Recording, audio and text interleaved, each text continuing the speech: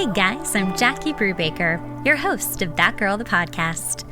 I'm an author, performer, 2-time Emmy Award winner, human relationship specialist, and founder of the wellness website loveyouevenmore.com. Each week I bring on inspiring people and experts in their field to have powerful, motivational, and enlightened conversations about relationships, self-development, and how you can live your most authentic life.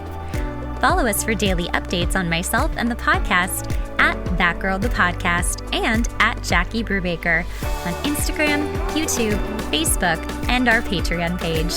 While you're at it, make sure to check out my new wellness website, loveyouevenmore.com. If you're wanting to dig into developing more self-worth, be healthier about relationships, and learn how to date smarter, go to loveyouevenmore.com and follow us on Instagram at loveyouevenmore.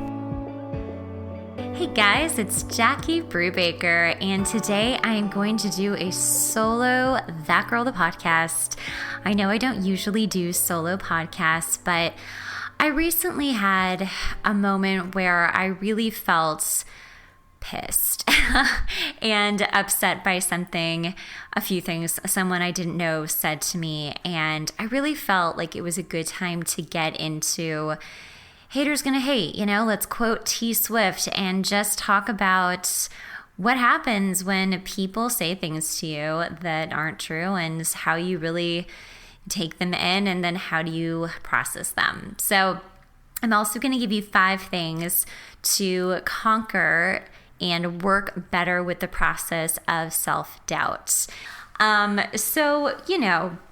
I've been pretty open that I'm coming back from a pretty devastating Me Too experience that happened in high school, and it happened in the musical theater world, which is where I lived. I lived in that world and had trained to be on Broadway my whole life, had done quite a few shows, and then this horrible thing happened, and it just really crushed me. I was at a very pivotal time of going to college, and this person just kept showing up at like almost every audition I went to. So I stopped doing musical theater. And instead I went into the music industry and had some really good success, but also wasn't really doing what I wanted to do. So for years, I just felt miserable. I wanted to do musical theater. I wanted to sing the way that I sing. And finally, I processed my Me Too experience, which is, to be honest, it's not like, oh cool, I processed it and now it's over. Like, most of it's healed, but it is something that stays with you for a very long time, as trauma does. It's just a matter of how much are you going to let it affect your present. Once you've really worked it out, it's like when you break a plate, it's broken. You can glue it back together, but it's still broken. And I'm not calling myself broken, but I am definitely saying that there was a trauma there. And so when recently I had someone who was an acquaintance refer another acquaintance to me to give me some help, navigating getting back into musical theater, which is already a soft spot for me. It's kind of doubly hard for me. And I'm sure that you all have been in a situation where you're just really going to fight it. You're going to fight, the dragon and be like, I'm going to do this no matter how scared I am or how much, how hard this is. And so that's what I'm doing. And, it's a lot of work, and it's work that I'm willing to put in because I love it and I love what I do and I want to do more of it. So I hopped on a call with this person, and I was told that she, had quite a lot of experience in that world and could, give me some really good advice on, finding an agent or, all the kind of beginning things. And I was like, great. Okay. Excited to talk to her. And this woman basically knew nothing about me. I assume probably just perused my website, maybe listened to a few clips of some songs, which is fine, by the way. I think you can tell if a person can sing in a really short amount of time. So, not upset with that. But she ripped me to shreds. And there is a difference between someone actively ripping you to shreds because they hate themselves inside, and yes, I'm going to be that blunt, and then someone who's giving you constructive criticism. And I know the difference, and this was not it. And it was almost like, whoa, is this actually happening right now? Like, the way that she was speaking to me was so old school. Women don't help women. They tear each other down. And then if, you've been in that situation where, an older woman from your parents' generation or your grandparents' generation has like basically just told you, like, you should just throw the towel. You're not good at this. Like, you shouldn't even do this because now you're just too old. It's like, oh, it was like opposites day. She's like, you should never do this and you should never do that. And I'm like, but that's what I do. Anyway, it doesn't matter like the specifics of it. This woman clearly was coming from a place of A, hating herself, B, not doing what she wanted to do in this world, and also C, wanting to hurt someone she didn't even know. And so regardless of how, in touch with yourself and psychology and all the self-help books, like logically you can be like, you know what, this isn't true. And I know it's not true and I'm okay with it. We're only human, and people that are manipulative and want to tear you down will hit pressure points that will hurt. No matter whether they're real or not, we all have our insecurities. And it hurts when someone says something to you that could possibly be true or is your worst fear/insecurity.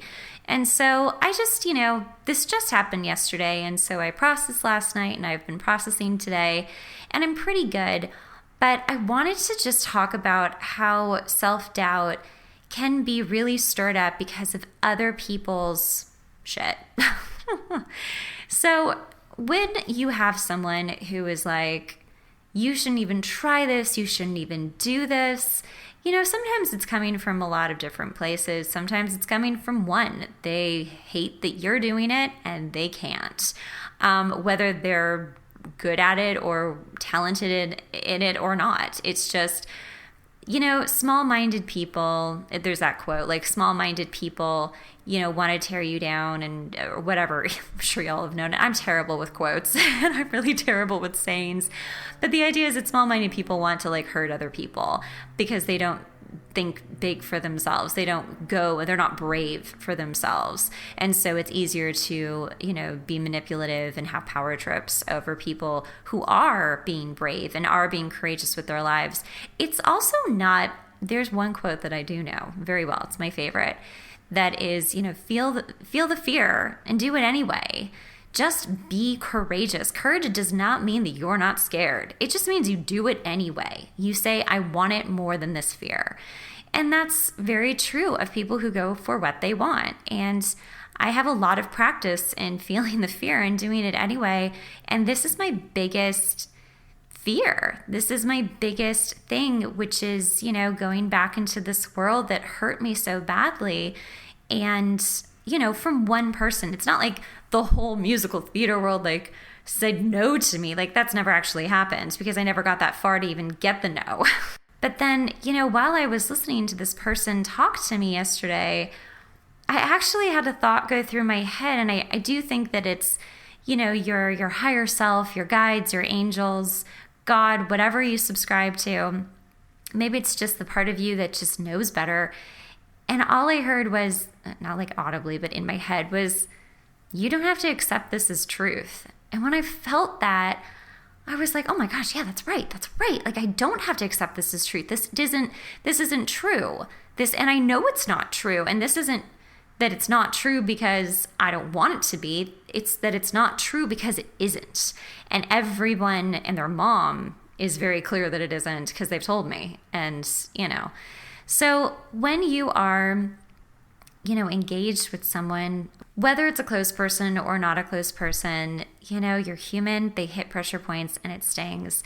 So I just want you to remember, and I'm telling myself this at the same time, that most of the time, this is about them and their insecurities. Just give yourself some grace and allow yourself to feel pissed, and then allow yourself to feel sad, and allow yourself to, I'm about feeling my feelings. I want to feel them. I don't want to push them aside because that's the easy thing to do, but that's not the effective way to actually make them go away forever. But, that's human. And not all of us are, sociopaths who can't feel anything. Like most of us feel things even when we don't want to. So just give yourself some grace and be kind to yourself. I can never stress that enough in conversations with others. Just be kind to yourself and feel the feelings. And then, also with self-doubt, like again, with the fear, let the fear come up and just be like, yeah, but you know what? What if I never do this thing that I love, regardless of what it is? What if I never do it and I always regret it? Who wins? You don't. And then the person who was fleeting in your life or worse, someone who's close to you, they win. They win by being small-minded and their personal issues got projected on you, and then you don't fulfill what you came here to do in this world. And that's not good either. So basically, fuck them.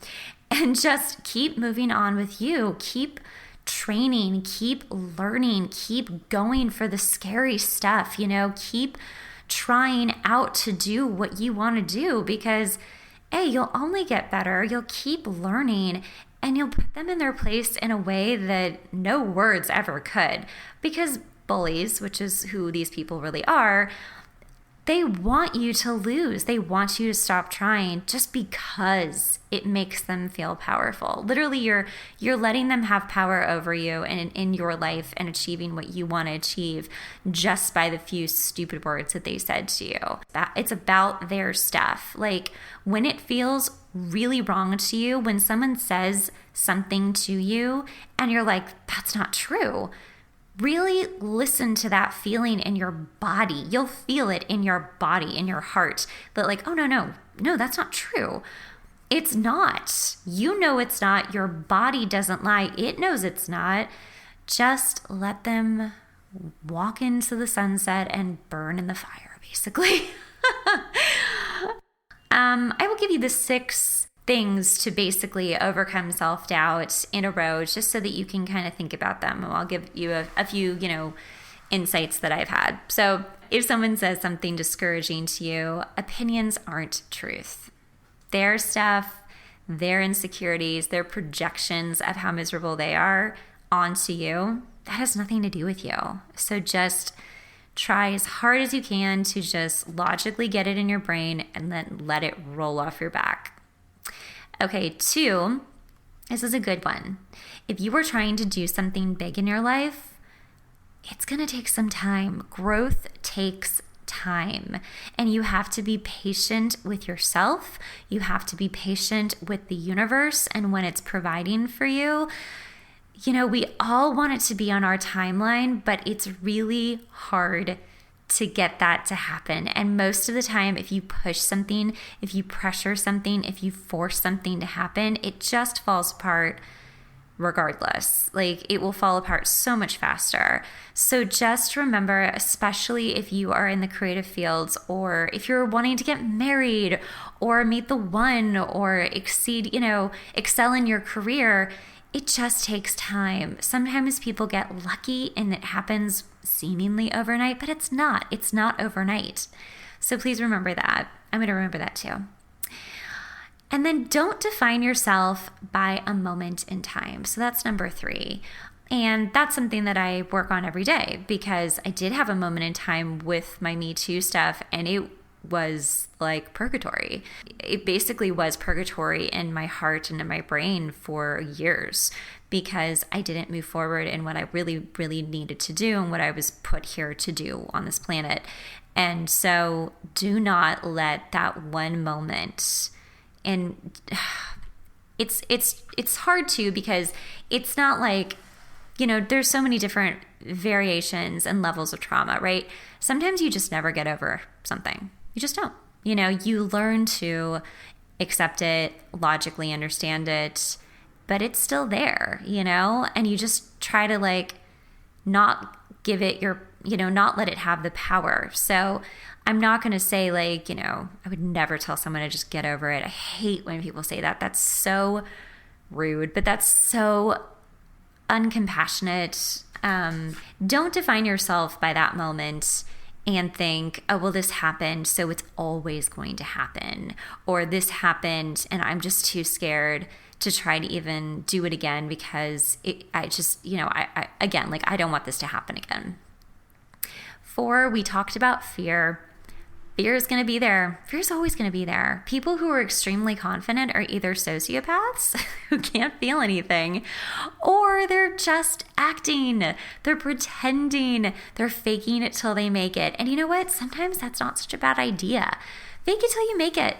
Seriously, trick your brain into believing that you are the thing while you are becoming the thing. Because eventually you will be that thing. You will.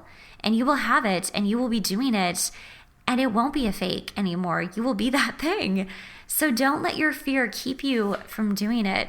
Number 5, appreciate your uniqueness. Now, the comparison game is strong. We all are like, I should be here at a certain time in my life. I should be getting this done at this time.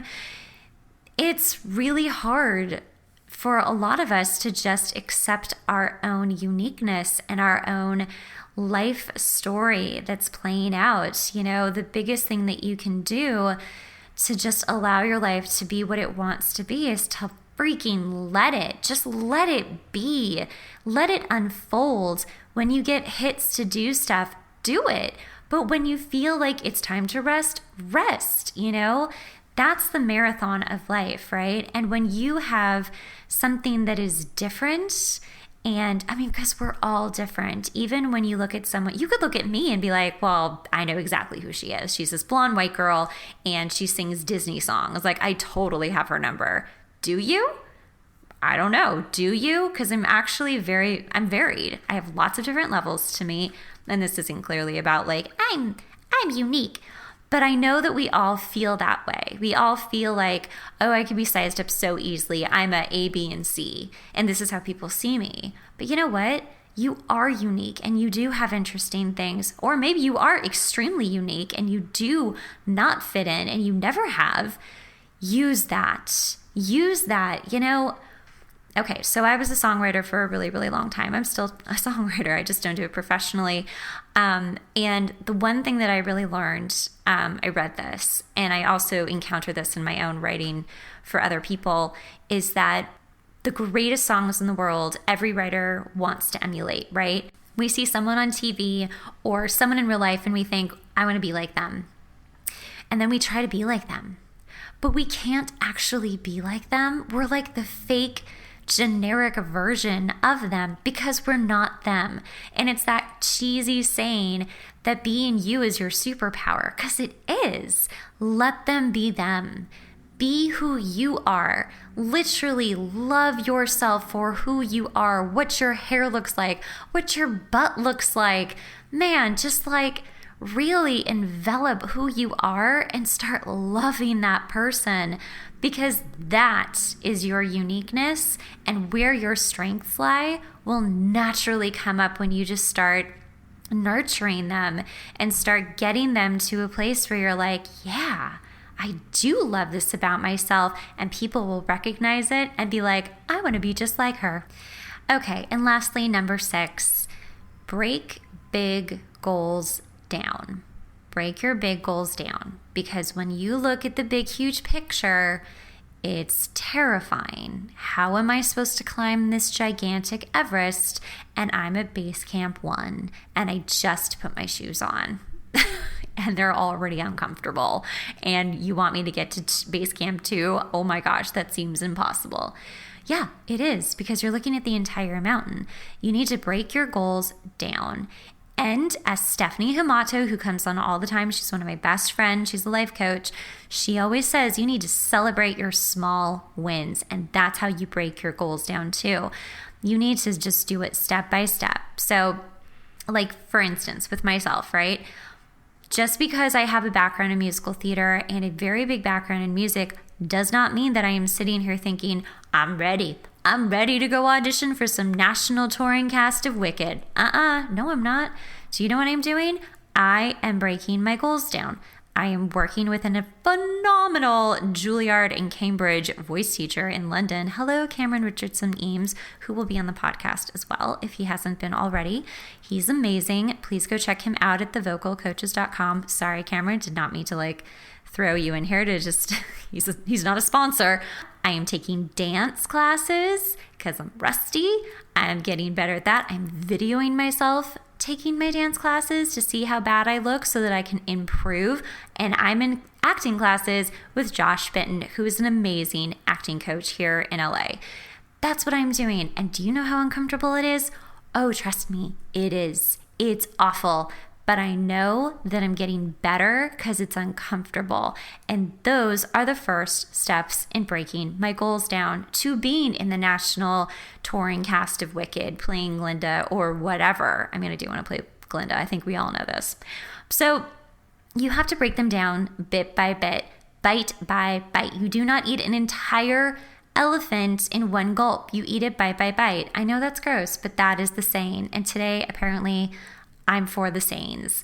So take your goal and figure out the steps to getting there. And if you don't know what the steps are, look at other people who are doing what you want to do and read their bios, read their books, listen to their podcasts, listen to how they did it, and start copying it.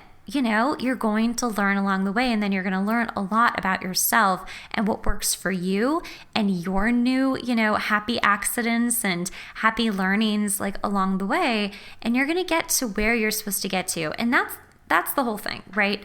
No matter what anyone says to you, no matter how many haters going to hate, you're always going to get to your destination if you want it bad enough. Now, does it always look the way that we want it to look? Usually not. It's very rare. And sometimes people get what they want. They're like, this is so strange. I wanted this and now I have it. And life is the same. Nothing has changed much. They're just the same person doing life, eating breakfast, I think, when we look at these big lofty goals, and then we have someone come and tell us, you shouldn't even try. Again, fuck them. But, look at your goal and be like, wow, I'm really brave because I'm trying to do something really hard. And I'm going to do it. And it's going to take some time, but I'm going to put the work in and I'm going to make it happen.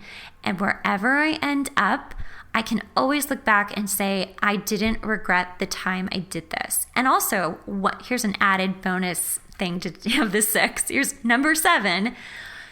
Don't ever feel that just because you've waited so long to do something that it means that you won't be able to do it because it's going to take so much time to do it. That time is going to go by anyway. If it's going to take you 10 years to become a doctor and now you're just starting at 40, okay, well, you wanted to be a doctor, so you're going to be a doctor in 10 years. And when that 10-year mark comes, you're never going to sit back and be like, wow, I wish I did this sooner. And even if you do feel like that, you're still going to be a doctor because you went and did what you wanted to do. And that's the thing. People get hung up oh gosh, it's a 2-year program. 2 years? Y'all, we just went through 2 years of COVID. Oh my gosh, time goes by so quickly. And if you are doing what you love, you can be like, wow, I spent the last year training to do what I love, or moving forward to the thing that I love.